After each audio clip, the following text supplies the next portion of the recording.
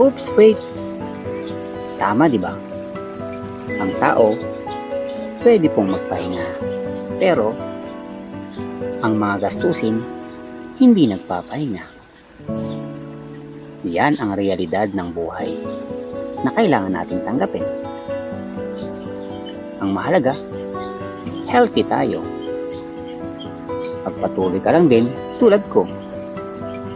At si Lord na ang bahala sa atin. Okay? Have a good day. God bless.